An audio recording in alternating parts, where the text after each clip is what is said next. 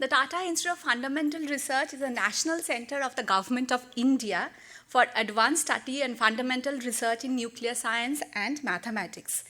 As an internationally renowned institute, its research encompasses all branches of natural sciences, mathematics, and computer science.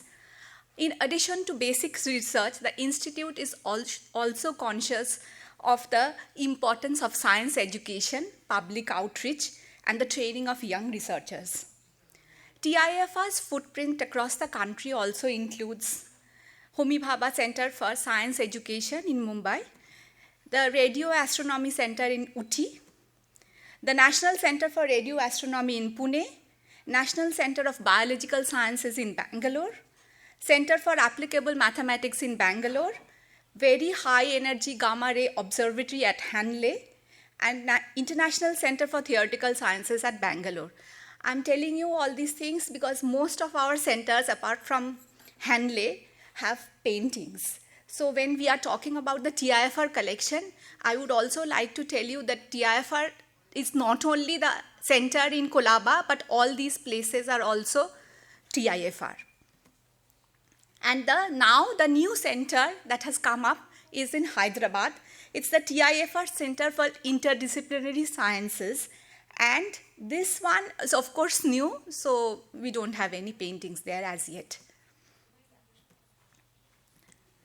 TIFR is also home to a priceless collection of very high quality art, which makes it unique among scientific institutions anywhere in the world.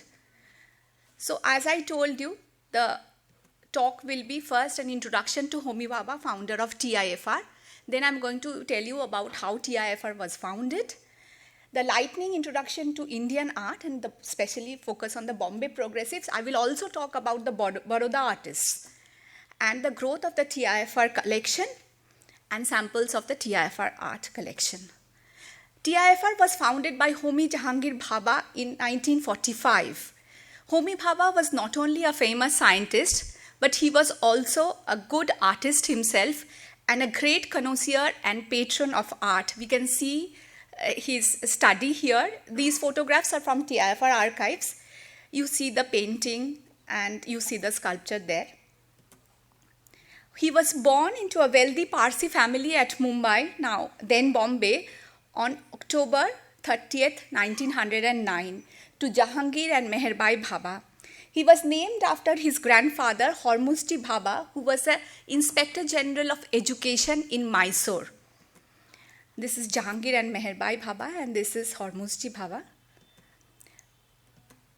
After passing the senior Cambridge examination from Cathedral and John Connon School, he went and joined Elphinstone College and then Royal Institute of Science in Bombay. And then in 1927, his family decided to send him to Cambridge to study at Gonville and Case College. In Cambridge, Bhabha joined the mechanical tripos, but soon his interest shifted to theoretical science and physics. But his father agreed to allow him to pursue theoretical physics provided he would devote himself to mechanical tripos and get a first class. Now, Bhabha had to do that. He did it. He achieved it in June 1930, and he was free to devote himself to his interest in theoretical physics. He soon joined the famous Cavendish Laboratory, and from where he obtained his PhD under the supervision of R.H. Fowler in 1938. His interests were mainly in positron theory and cosmic ray physics, and he made pioneering contributions to both these fields. Now, Bhabha's love for aesthetics began early in an environment pervaded by music and culture. His grandfather's vast library opened up a world of unimagined treasure for the young boy. His father's equally impressive collection of books on art and music, collected during his student years in Oxford and London, revealed further worlds that he would love to grow to love. Homi Bhabha showed an early inclination for painting and drawing. He took lessons from a renowned Parsi artist, Jahangir A. Lalkaka, and he won several prizes at the annual exhibition of the Bombay Art Society.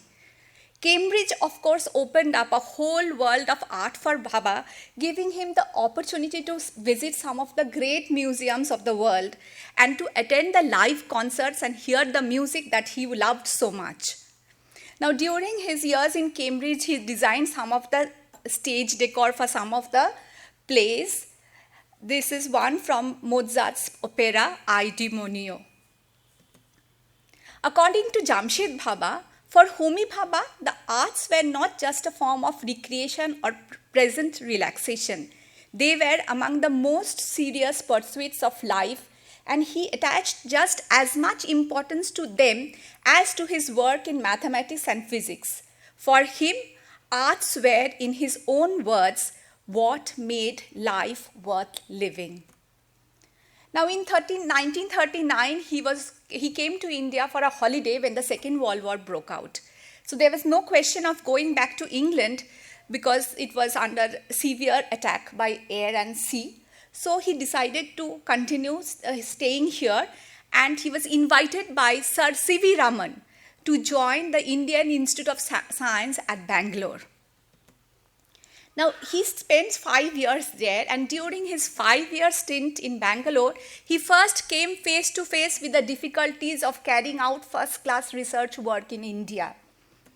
He discovered that none of the existing research institutes of the country had the proper facilities for original work in nuclear science, high-energy physics, and cosmic ray energy physics, and any other frontier areas. So he wrote letter to his friend J.R.D. Tata describing him the sorry state of affairs. This is a photograph of J.R.D. and Bhabha. Reading Bhabha's letter, J.R.D. realized the need of a first-class, world-class research institute for India. He advised Bhabha to write to the Sir Dorabji Tata Trust, requesting them for funds to set up a new institute. The trustees of the Dorabji Tata Trust accepted Bhabha's proposal.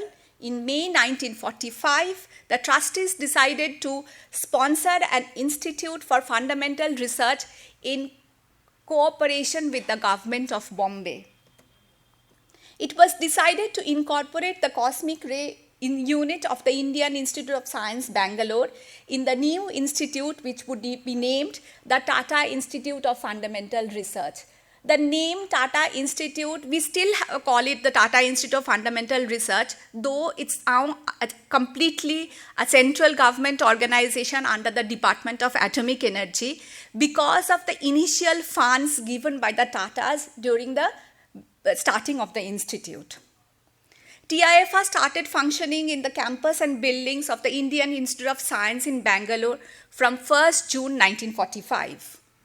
On 19 December 1945, TIFR moved to Bombay, where it was first housed in a 6,000 square feet bungalow, Kenilworth on Pedder Road. This bungalow belonged to his maternal aunt, Kumi Pandey.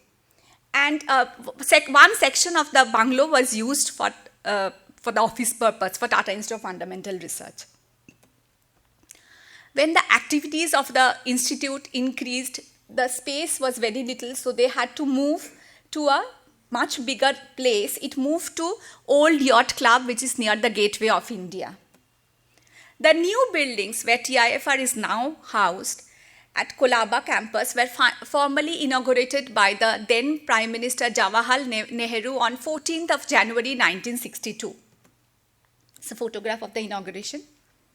Now, photographs taken in 1962 show that artworks were installed from the very moment that the new buildings were opened up, and the foyer of the A block saw the maximum concentration of the paintings. Now, decorating the new institute provided Bhabha with the opportunity to simultaneously indulge his love for art and also showcase what was best in contemporary Indian art, and thus was born the TIFR art collection. Now, a brief introduction to the Indian art.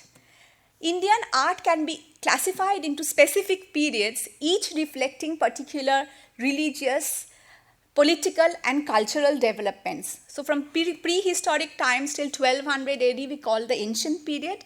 From 1200 to 1757, the Islamic Ascendancy. From 1757 to 1947, the colonial period, and after 1947 till the present, it's the post-colonial time.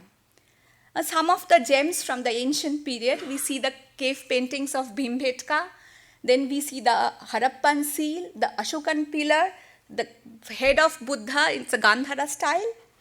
Then the rock-cut caves of Badami, Ellora, Elephanta, the temple of Tanjore, the frescoes of Ajanta, the sculptures from Mathura. In 1192, northern India fell to the armies of Shahabuddin Ghori. With this starts the Islamic Ascendancy. Now during this time, the Mughal miniatures, the Mughal miniatures are very much influenced by the Persian miniatures. And the Mughal miniatures are the pioneers of miniature paintings in India. Under the influence of the Mughal miniatures, we see the Rajasthani miniatures and the Pahari paintings or the Kangra paintings. But the most important piece of art during the Islamic period is, of course, the Taj Mahal, which we all know. In 1757, the English victory at Plassey inaugurated the colonial era. Unlike the previous conquerors, the Europeans did not assimilate with the Indian people, but instead strove to impose their own ideas and culture on the people of India. They were successful in some things and unsuccessful in others. Now, some of the things in the colonial period, we see the company paintings. Oil and easel painting in India began in the 18th century. In the 1700s, employees of the East India Company and other European travelers arrived here and encountered unusual flora, fauna, stunning ancient monuments, and exotic new people. Now, there were no cameras in those days, so they hired the Indian painters to capture these images to send them home or to take back with them home. The works produced by the Indian artists undertaken in the European style and palette are collectively known as the company paintings. Many Europeans also came to India in search of fame and fortune. Tillikettle, William Hodges, George Chinnery, Thompson and William Daniel, they all came to India. Their paintings are also very beautiful. This is painting by Ram Sevak, a Patna-based company artist. This is by Tillikettle.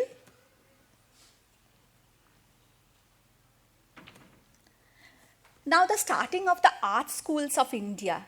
To propagate Western values in art and education and the colonial agenda, the British government established art schools at Kolkata and Madras in 1854 and at Bombay in 1857. The influence of these art schools and the growth of the nationalist movement had a deep and lasting influence on Indian art and culture. Instead of merely copying European art, Indian artists began to develop their own styles. Now we have photo paintings of Ravi Varma, the first important Indian artist. His paintings are considered to be among the best examples of fusion of Indian traditions with the techniques of the European academic art. The themes are all Indian, but the style and the palette is very much European. The nationalist movement in art was led by Abanindranath Tagore. As a response to the call for Swadeshi, he founded an indigenous yet modern style in art to express Indian themes, deliberately turning away from the Western styles such as those practiced by Ravi Varma. Abanindranath looked to ancient murals and medieval miniatures for his inspiration for subject matter. He was also very much influenced by the Japanese wash technique, and he wanted to imbibe a pan-Asian aesthetics, and which is very much different from the European way of painting. The style developed by Abanindranath was taken up by many of his students and others who formed the nationalist art movement often called Bengal School. Notable artists of the Bengal School including Ashit Haldar, M.A.R. Chugthai, Sunayana Devi, and Khitindranath Mazumdar. Now here are a group of artists, Gaganendranath Tagore, Nandalal Bose, two remarkably important students, Vinod Bihari Mukherjee and Ramkinkar Bej, of course Rabindranath Tagore himself and Jamini Roy, they all were influenced by the Bengal school, but they are not from the Bengal school. Each developed their own way of doing the work. Then we have Amrita Shergill. We can say that she is one of the pioneers of modern art in India. She got a different approach, a nationalist as well as feminist approach in the Indian art style. In 1947, on 15th of August, India attained independence. With this, we start the post-colonial period. In the same year, a group of 6 artists formed the Progressive Artist Group to establish new ways of expressing India in the post-colonial era. The 6 people are, you can see from the photograph, M.F. Hussain, F.N. Souza, Sadanand Bakre, K.H. Ara, S.H. Raza, and H.A. Gade. These are the 6 people who started the Bombay Progressive Group. They were to forge a common front against academic realism as well as the revivalist art of the Bengal school. The progressive artists were young, barely making a living and constantly experimenting to find means of self-expression. They worked at small jobs to support themselves and lived in very small congested places. They did not succeed in selling their works, but in spite of their extreme poverty, there was a mutual bond of common quest. Of course, now their paintings, everyone knows here. In 1950, V.S. Gaitonde, Krishan Khanna, and Mohan Sawant joined the group. Many important artists of India in the 1950s were associated with this group. The group held its first exhibition in Baroda and subsequently one in Bombay in 1949. However, the group was eventually disbanded in 1956 because many of the people moved abroad. Homi Bhabha was both a patron and a close friend of some of these artists. He bought several of their works for very nominal prices.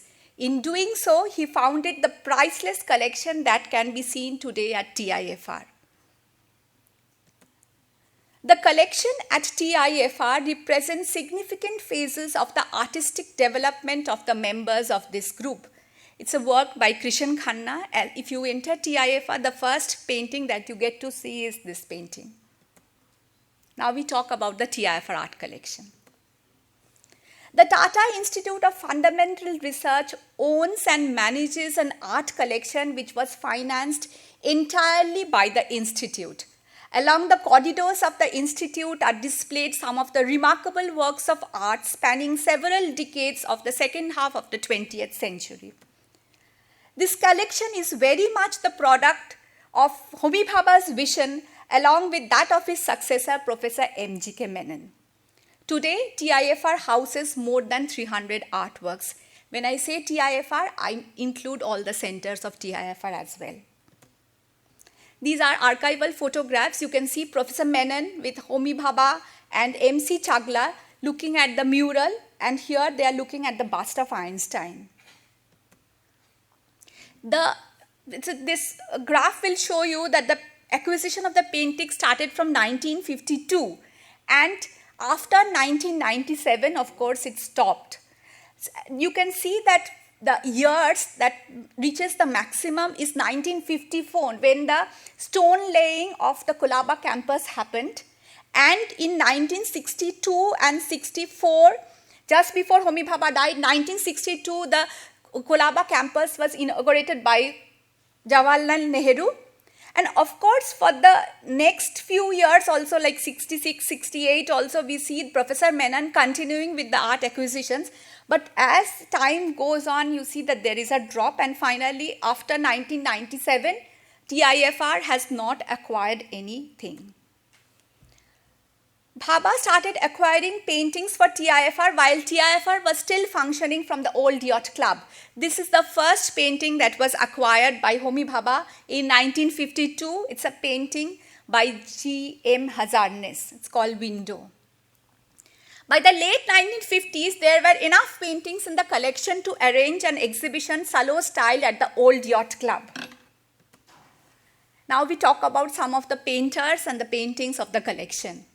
M.F. Hussain.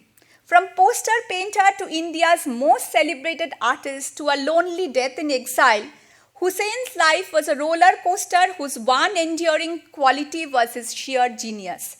Hussein's relationship with TIFR runs long and deep. He was the only artist to take up residence at the institute during 1963-64, during which he executed the TIFR's most iconic work, the mural Bharat Bhagya Vidhata. Now, in an oral history interview with my colleague, Hussain told my colleague that, I could have finished the mural in 2 months, but I stayed there for a very long time because I really liked the place and my name was written on the door like the other scientists. And I was very happy, so I didn't want to leave the place, so I just continued for almost a year or so. Hussain was a regular visitor to Bhabha's residence and his advisor on the acquisition of the new paintings. He introduced Krishan Khanna to Bhabha. Some gems from the Hussain gems from the TIFR collection: lamp, nritya, the horses. This is alap. Hussein's relationship with music and musicians had been a source of inspiration since the 1950s. This painting alap, with its exuberance of brushstrokes and the strength of emotion invoked, proved that the artist to be at the peak of his powers. The earliest Hussain in the TIFR collection dates from 1954. The figure from the subject matter we see from the painting, the subject matter remains Indian, and the border shows the influence of the miniature painting. It bears particular resemblance to the early work of Gaitonde. Gaitonde is widely regarded as India's foremost abstract painter. We have 12 paintings by Gaitonde in the collection. We loaned 3 paintings for the exhibition which was held in Guggenheim 2 years back. It was held in Guggenheim and then Peggy Guggenheim in Venice. Gaitonde's work is known for its spiritual quality and characteristic silence that is as meditative as it is eternal and momentous. The early figurative style of Gaitonde in these paintings collected by Bhabha clearly mirrors the tradition of Indian miniature schools. This work clearly shows the transition phase as the figures become block of colors arranged in geometric shapes on the canvas. So we see the change slowly. Now from figuration to abstraction, we see the abstract paintings by Gaitonde.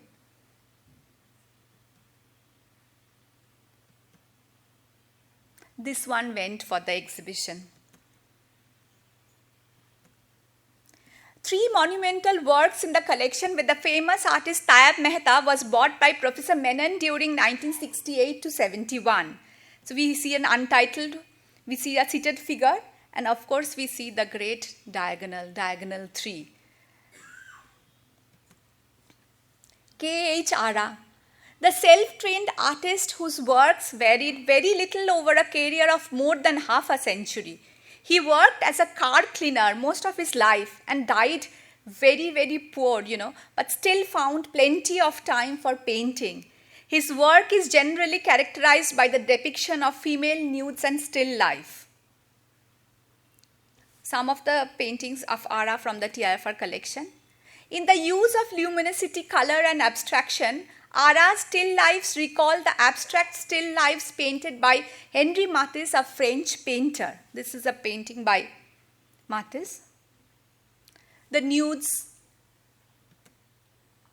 After Homi Bhabha's death in the plane crash in 1966, Children's painting competitions were held in TIFR where ARA would be present to inspire the youngsters and act as judge.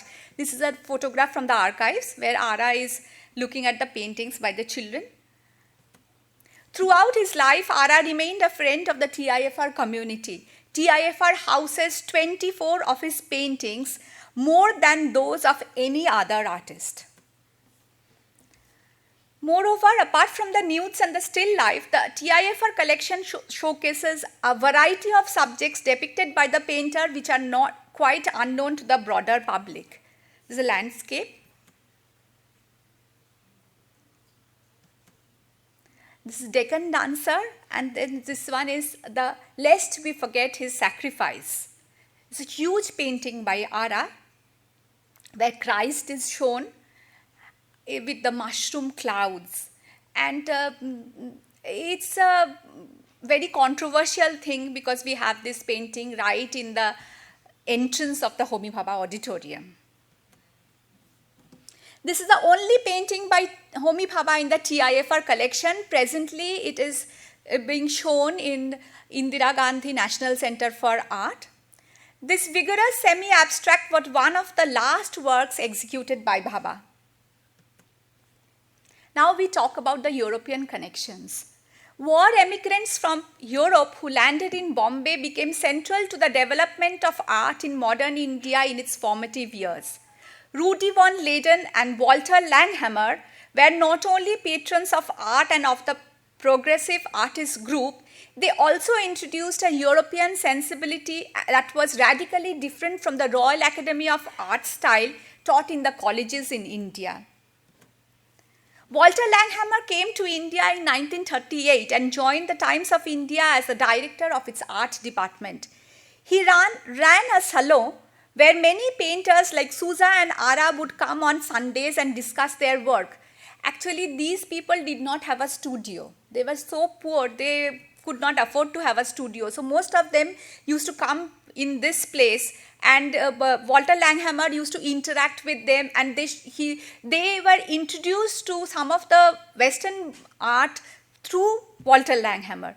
He painted and exhibited regularly at the Bombay Art Society. The other one who played a very crucial role was Rudi von Leyden. The legendary art critic of the Times of India, Rudi von Leyden was a friend and the patron of the artists, and his comments and criticisms had a decisive influence on their work. He was one of the advisors of Homi Bhabha and Professor Menon and helped them in their acquisition strategy. When Ara was really struggling, he did not have any money. So at that time, Rudi von Leyden used to give him a stipend. Then when Ara had the first exhibition, he sold all the paintings and he got rupees 2,000. In those days, that was a huge amount, and he took the money to Rudi von Leyden and he wanted to give him back the money. Then he said that no, you don't have to return the money, but from now onwards, you are on your own. So that's how he helped the progressive artists in the beginning of their career. The painting shows a seated Rudi von Leyden regarding a piece of classical Indian stone sculpture. It was presented to TIFR by Rudi von Leyden himself, and it's a painting by Walter Langhammer. These are the paintings by Nina von Leyden, Rudi von Leyden's wife, and it shows the influence of the Ajanta murals on the Bombay artists. The poses captured by these artists clearly bring to mind the influence of temple sculptures. It's by dancers by Hepburn, by Chawda. This is by Gade, the only painting that we have. No, we have more actually. We have two.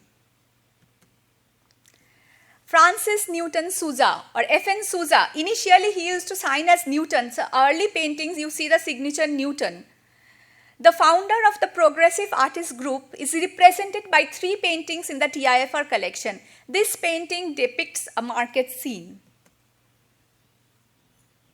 And you see how the palette is similar to that of Walter Langhammer, the influence of Walter Langhammer on these artists. This is Monse, Austria by Walter Langhammer. The other 2 paintings by Sousa.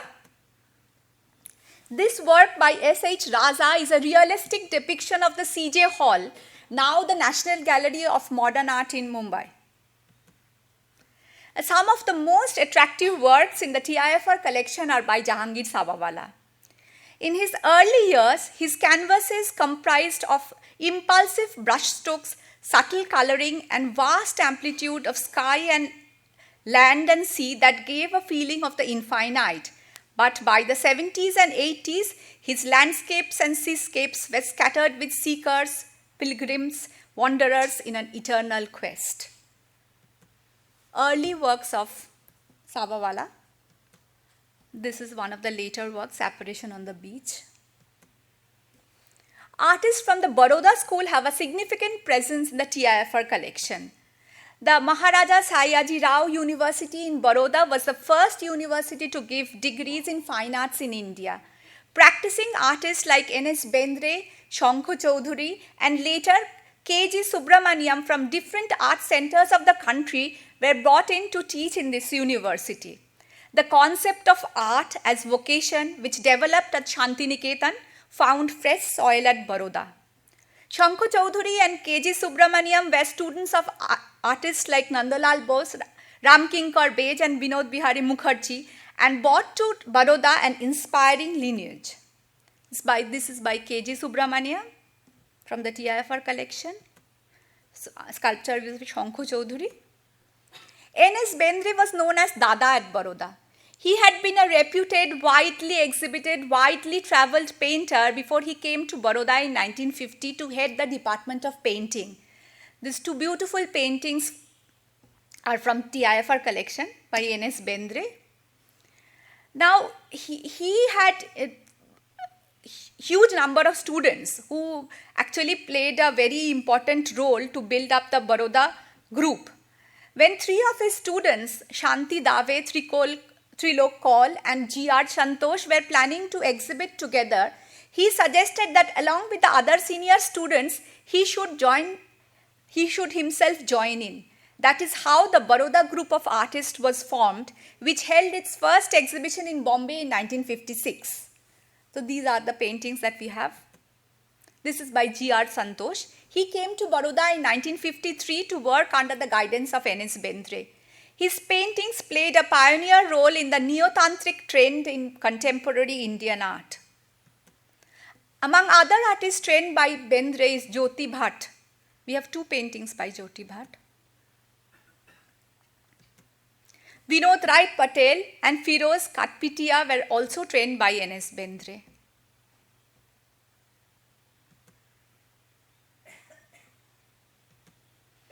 Today, the world celebrates Nasreen Mohammadi as a modern master. It's a collage by Nasreen Mohammadi. It's a very unique painting because it's, according to the art critics and historians, it's a collage where she has painted as well as the things that are pasted most probably is from the photographs that she used to take. Works by other artists from the Baroda school in the collection: Jayant Parekh, Bhupendra Desai, Vinod Shah. Sculptures from the Baroda school: Raghav Kaneria and Girish Bhatt. Sculptures by M.D. Pandya. Along with the progressive artist group and artists from Baroda, many other important artists of the time are represented in this collection. Hebbar, Ram Kumar, Homi Patel, Nand Gopal, Ganesh Pine, Babu Rao Sadvelkar, Dashrath Patel, Raiba, B. Prabha, B. Vittal, Lakshman Pai, Jyoti Shah, Chawda, Satish Gujral, Nalini Malani, Anjali Ila Menon, and Shakti Burman. I'm not showing the images of all these, but Raval's stylized figures and elegantly simple lines made his paintings very attractive. We have quite a few Raval in the collection. These are by Badri Narayan. Some of the most fascinating works of the TIFR collection were acquired by Professor Menon after Homi Bhabha's death. The Dead and the Dying by Krishan Khanna and The Perception by J. Swaminathan. Among sculptors, the artist who is most widely represented in TIFR collection is A.M. Daviyarwala. His works were in mediums as diverse as wood, welded steel, aluminium, marble, and cement. Bhabha was a great admirer of his works, and the collection has a large number of sculptures by Daviarwala. A self-taught artist, his sculptures were not influenced by traditional Indian sculptural forms, but had references from the Greek mythology and Christian symbolism, and were much influenced by the mid-20th century art movements. His visual language in most of his works seem purposefully dynamic in form. Works by Daviarwala.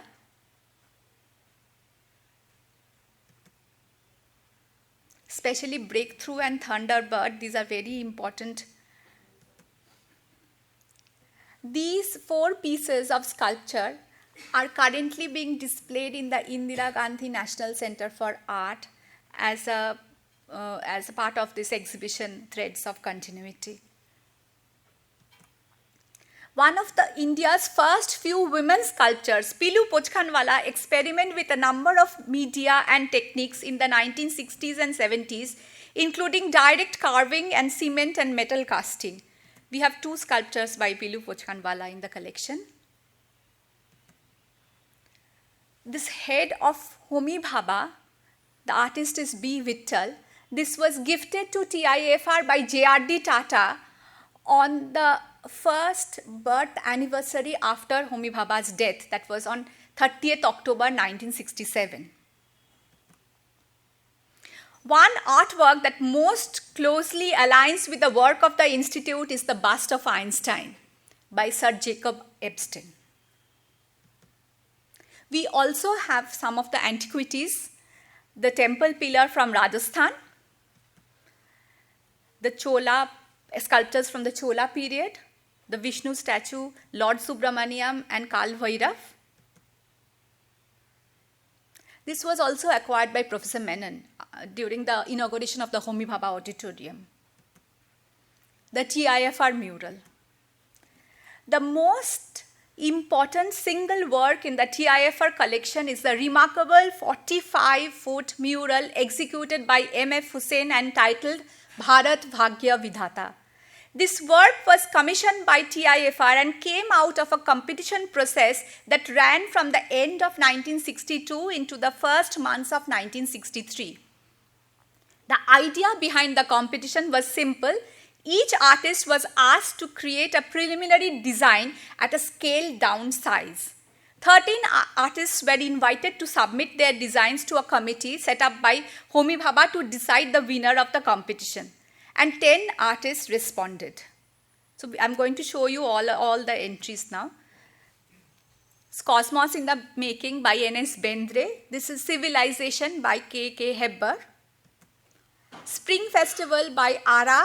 Black Moon by B. Prabha. Man Triumphant by R.D. Raval and Krishna and Balaram by Jamini Roy. Vigil, Satish Gujral, Tree of Life, Badri Narayan. Bharat Bhagya Vidhata by M.F. Hussain, abstract by Solegaonkar.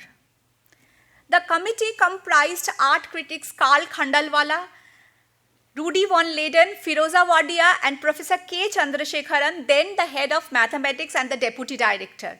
All the judges seem to have shared Bhabha's view that the Hussein's entry was the most convincing, and the director made the final decision sometime in March 1963. Bharat Bhagya Vidhata takes the Rajasthani landscape as a venue for the right of action that the artist shows the viewer. The mural's physical presence at the Institute is so overwhelming that it can be said to be the collection's emblematic artwork. The canvases actually are stitched together, and the whole work was done at that particular place. It was not bought from anywhere, so he was there to do the work.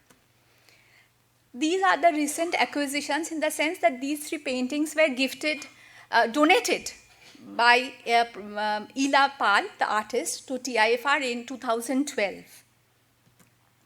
Professor Menon also donated a few artworks to TIFR in 2012. A sketch of Niels Bohr, the scientist Niels Bohr by Homi Bhabha. This is also at display now in the Indira Gandhi National Center of Art. Then a portrait of Homi Bhabha by Hepburn, the dancer by Hepburn, and a dancer by Nina von Leyden, Rudy von Leyden's wife. These 4 artworks were gifted to TIFR by Professor Menon in 2012, along with a sculpture. This sculpture used to be on Homi Bhabha's table. In all the archival photographs, we see this sculpture on the table. Now, when Homi Bhabha died, this sculpture was gifted to Professor Menon by Meherbai Bhabha, Homi Bhabha's mother. It's written also below the sculpture in loving memory of Homi to Professor Menon from Meherbai, Jamshed and Betty Bhabha. So, the overall impression that the collection makes on a visitor to the TIFR is one of a museum that has got lost and has wandered into an educational establishment.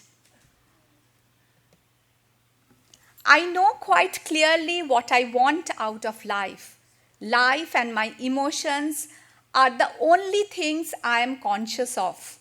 I love consciousness of life and I want as much of it as I can get. But the span of one's life is limited. What comes after death, no one knows. Nor do I care. Since, therefore, I cannot increase the content of life by increasing its duration, I will increase it by increasing its intensity. Art, music, poetry, and everything that I can do have this one purpose: increasing the intensity of my consciousness and life. With this, I conclude my talk. Thank you. Thank you very much.